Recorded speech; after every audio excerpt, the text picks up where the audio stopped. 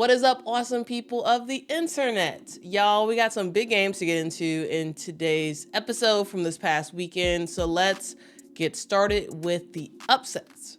And we start with Virginia Tech taking down then number 3, NC State. It's over! Unbelievable! 13th ranked Virginia Tech hands 3rd ranked North Carolina State its first loss of the year.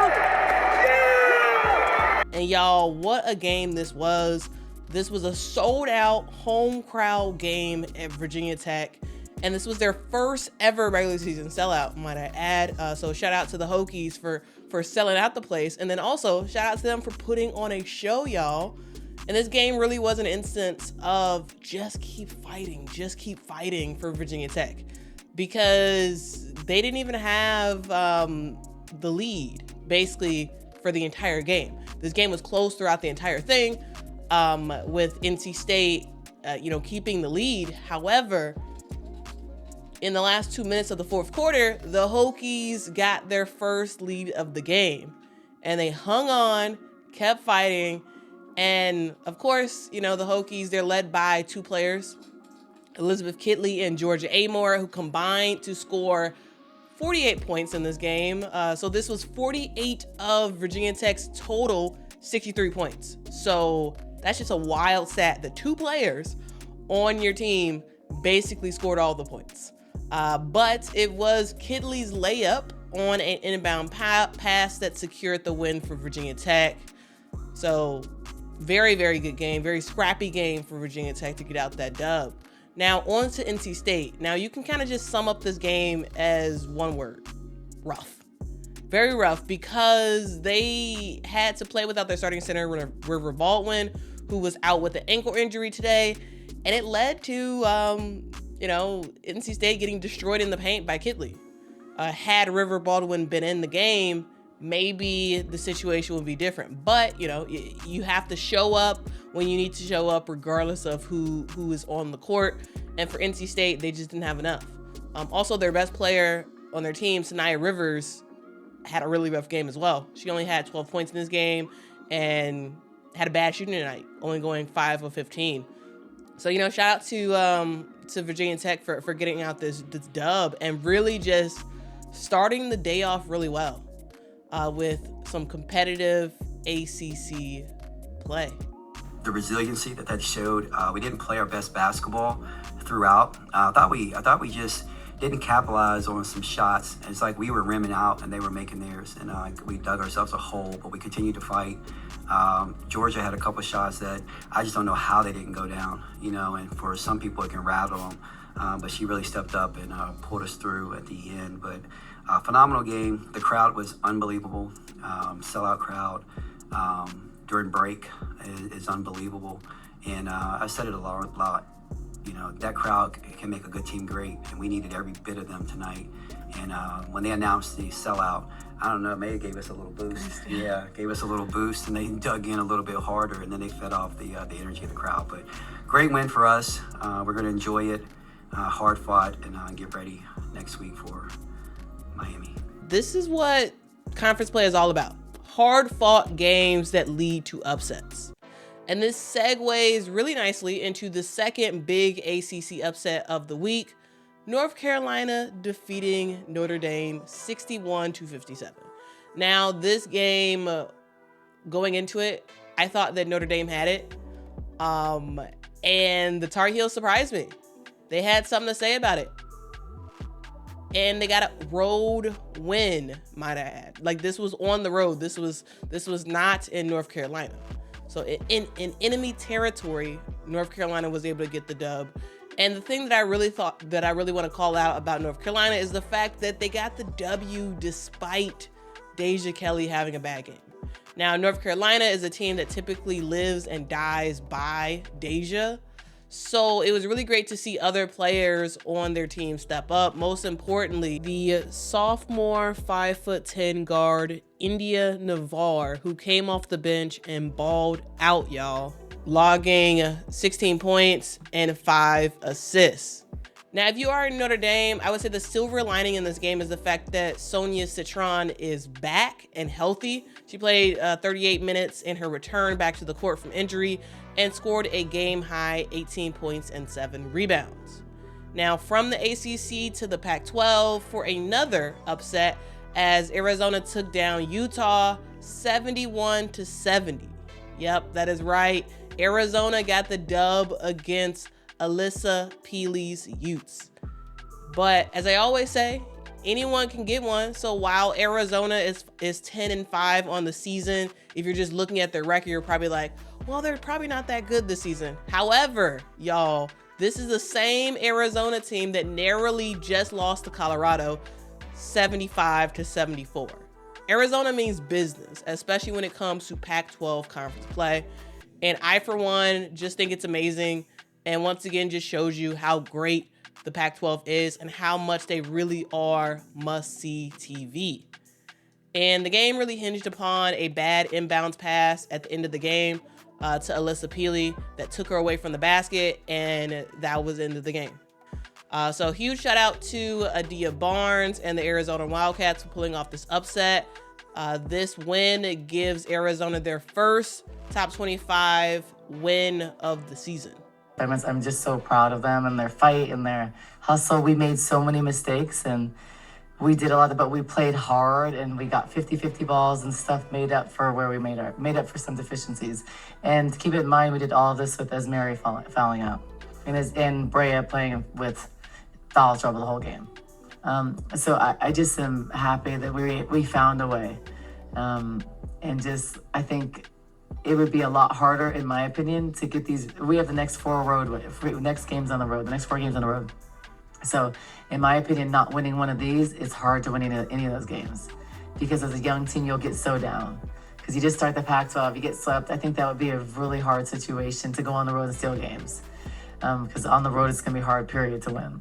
So I think that winning one of these and playing top teams so close and knowing we can play with anybody is going to give us momentum going into these next 4 games on the road. Just like psychologically, you know? Other big games from this past week include Cal getting the narrow upset against Washington State, 73-72, in overtime, might I add. And yeah, once again, the Pac-12 for the W when it comes to competitive games. South Carolina took care of business against Florida. They won 89-66, and they also beat Mississippi State 85-66. Iowa is off to a good start in the Big Ten, defeating Michigan State 76-73, and Rutgers 103-69.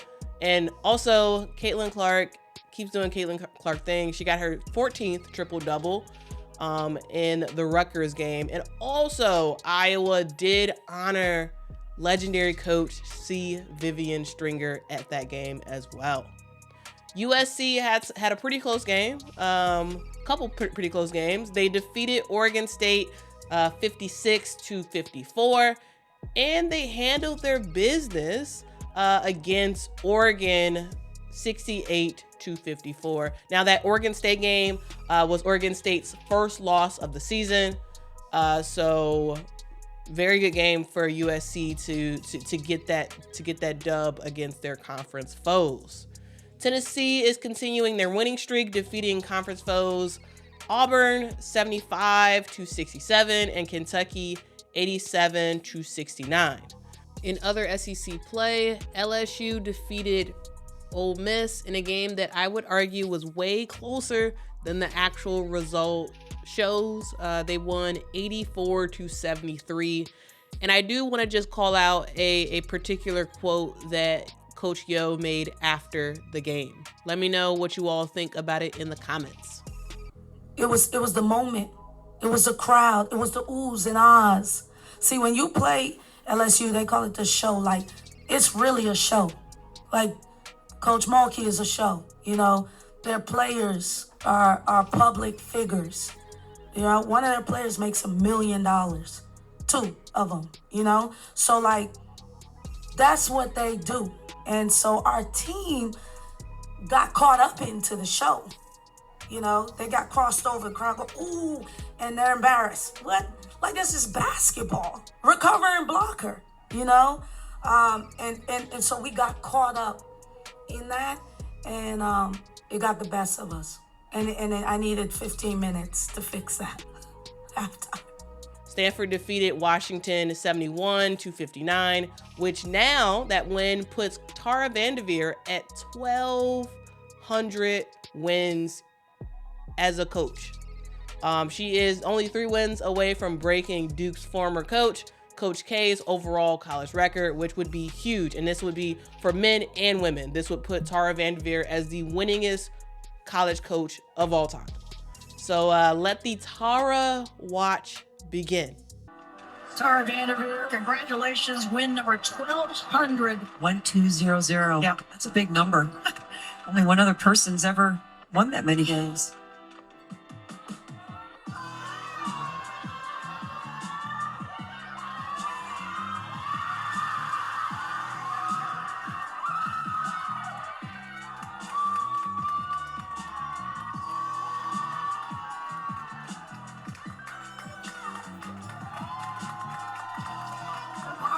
All right, every game.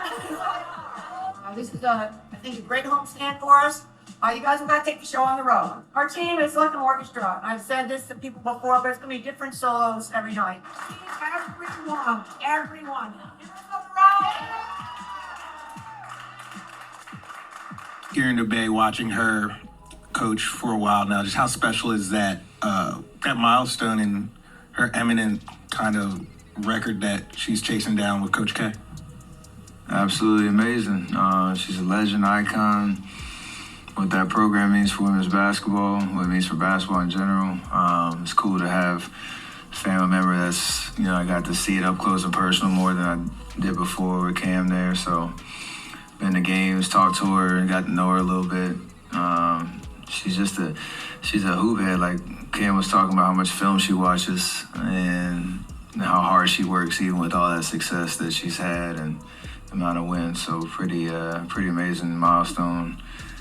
And when she hopefully surpasses the all-time, I hope she gets her flowers. I know she's been getting them year after year, but that's something. That's a record that needs to be acknowledged. Grambling made history this past week for the largest win margin in D1 history for the win against the College of Biblical Studies, which is a D2 team, might I add, where they won 159-18. So crazy margin. Also, Idaho defeated Chicago State 80-52 this past Saturday. Now, this was a game that me and my mom actually went to. And if you would like to see our commentary on the game, you can just look at our game live stream. I will make sure to link it in this video. Now, there was a bunch of other games this past week, but it's way too much to go over all of them. But a question I do have for you is, what game did I not mention that I should have? Let me know your thoughts in the comments below, and let's get a discussion going in the comments. ESPN has women's college basketball on lock for at least the next several years. This past week, the NCAA and ESPN announced their new 8-year, $920 million media rights agreement, which, along with other things, keeps 40 NCAA championships bundled together through 2032. Now, the main reason why I'm talking about this is because the women's basketball tournament is a part of that television deal. Now, in terms of annually, the NCAA will get around $115 million per year from ESPN, with $65 million of that being the valuation of the women's March Madness tournament. More than half of that money that the NCAA will be getting from ESPN is directly associated with women's basketball, which is huge. Yes, this was a bundle with lots of different sports, but it's clear that women's basketball was the most valuable thing in this agreement. And the valuation that the women's basketball tournament has is 10 times more than the previous deal. So this is huge. The deal also ensures that the national championship game will be on ABC, which wasn't a guarantee in the last deal. So that's awesome as well. This deal also means that we will continue to see ESPN heavily covering women's basketball in their promos, especially as we get closer to March Madness, because they have the entire tournament to themselves. They have the entire tournament locked.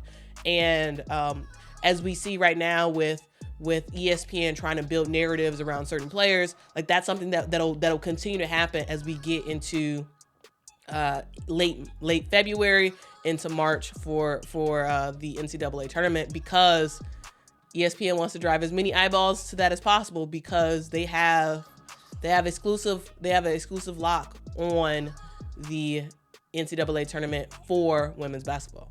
After the news was put out, we heard a lot from many coaches who basically had nothing but good things to say about this new agreement. I saw that before I came to shoot around today, and everybody's going to keep their job with ESPN, it sounds like to me, right? ESPN's been good for the women's game. And it excites me to know that they fought for it. It meant something to them. And I haven't read the release. I just saw the headline. I knew it was up for negotiations. I knew, it was expiring, and good. Let's move on. Let's get some more ratings like we did for that national championship last year. The more ratings we can get, the more money you can get. We're in a good place. I don't think ESPN does what they do without knowing that we're in a great place.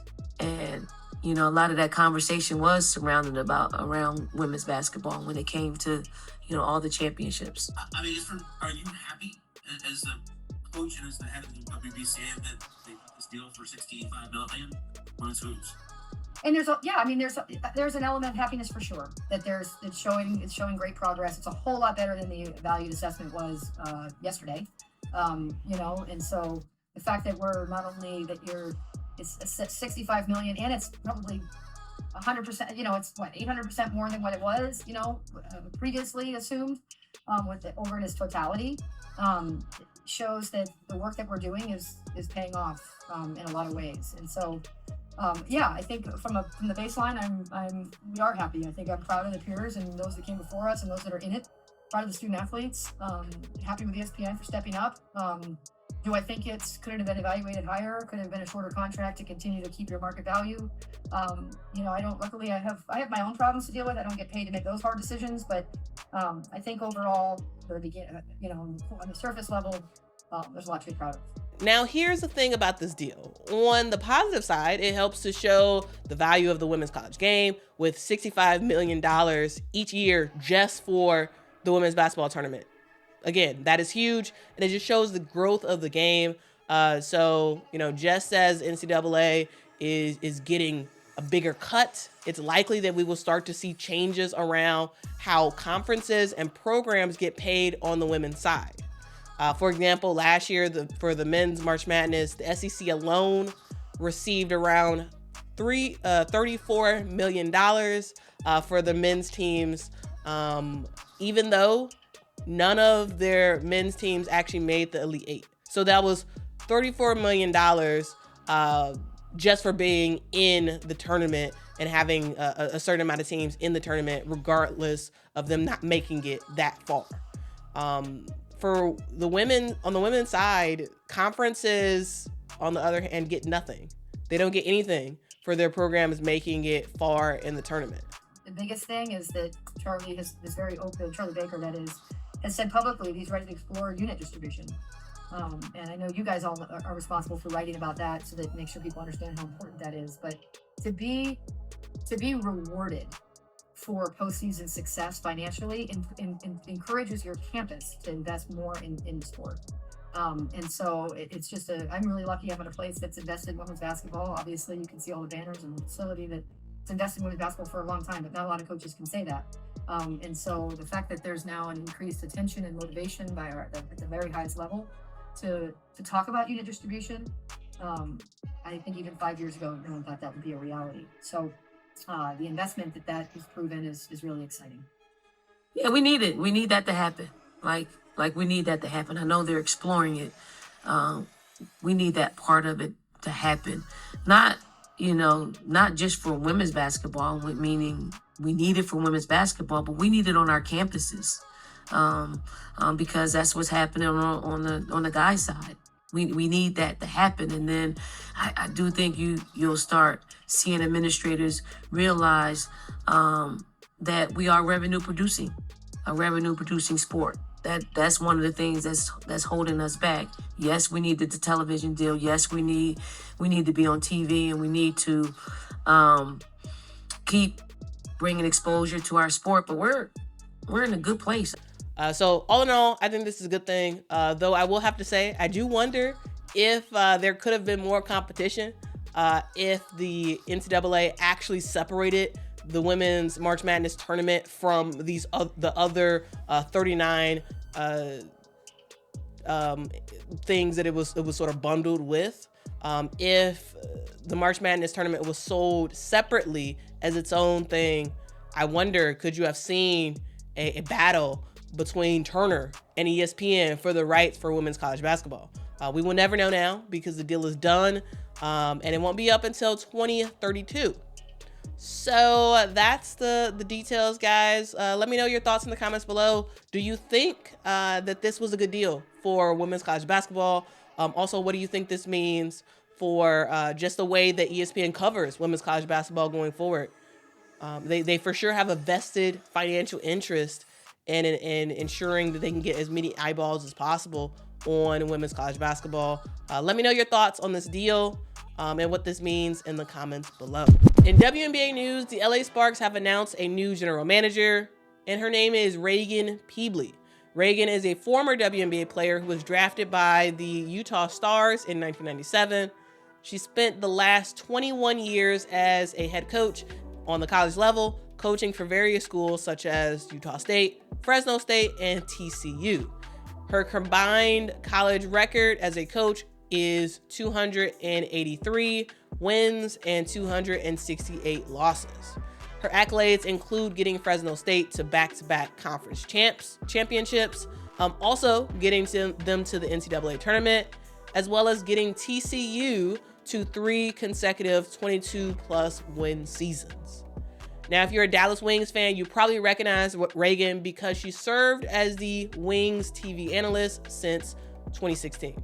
The Sparks managing partner, Eric Holman, said about the announcement, "We are excited to name Reagan Peebly the general manager of the LA Sparks. Reagan is an exceptional leader and culture builder. She has deep knowledge of the women's basketball landscape that brings expertise in player development, talent evaluation, analytics, and organizational leadership. I'm looking forward to partnering with her as the Sparks begin the next phase of our build." And Reagan really does have her work cut out for her as the Sparks are looking to build through the draft with the number 2 and number 12 picks. So shout out to Reagan, and we'll see what she can do as general manager. Question for all the LA Sparks fans in the house. Let me know what you think about this announcement in the comments below. Now I have a question for you guys. Have you really thought about what it must be like to be a ref? To put thousands of hours each year to ensure that the game is played fairly. The running up and down the court with your eyes glued for each travel, 3-second call, foul, each basket made. And let's not forget ensuring the peace and ensuring that level heads prevail throughout an emotional game. Becoming a referee is hard, especially having the fortitude to do it decade after decade. It takes drive, it takes determination, and that really goes to describe Violet Palmer. Violet grew up in Linwood, California in the 60s, and from an early age, she gravitated towards basketball. Her talents on the court would lead her to Cal Poly, where she was the starting point guard for her team and led her team to 2 NCAA Division II championships in 1985 and 1986. After she graduated, she took an offer to referee, and from there, she was hooked. From the first time I started officiating my first little kids game, I knew that I loved the sport of officiating. And then actually found out that I loved it even more than playing basketball. She began refereeing high school games, Division II games, Division III games, and in 1991, she officiated her first Division I women's basketball game.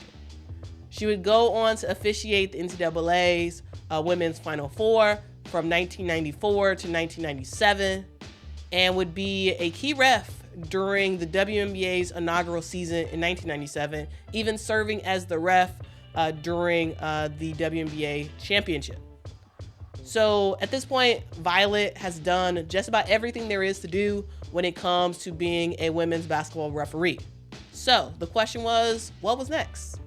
Well, the NBA, of course, was next. Violet would make history again as the first female referee to referee a NBA game, and this would happen on Halloween of all days, October the 31st, 1997, in a game between the Vancouver Grizzlies. Yes, the Memphis Grizzlies was in Canada before they moved to Memphis, and the Dallas Mavericks. I could have peed my pants.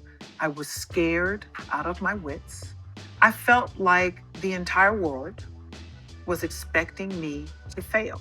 But as soon as I walked out on that court and the ball went up, it all went away. I just was a referee in another basketball game. So huge accomplishment for Violet, but that's not all. She made history again as the first female to officiate a NBA playoff game. Over the span of her decades-long officiating career, Violet would officiate in 919 NBA games, as well as several hundred women's basketball games at both the NCAA and WNBA level. She was a pro. And not only that, but she was very, very good at being a ref, winning the Naismith Award for Official of the Year in 1999. She hung up her whistle for good in 2016, but she's not done making an impact when it comes to refereeing. She currently serves as the NBA's referee operations manager. She also serves as the coordinator for women's officials for the Pac-12, the WAC, and the WCC.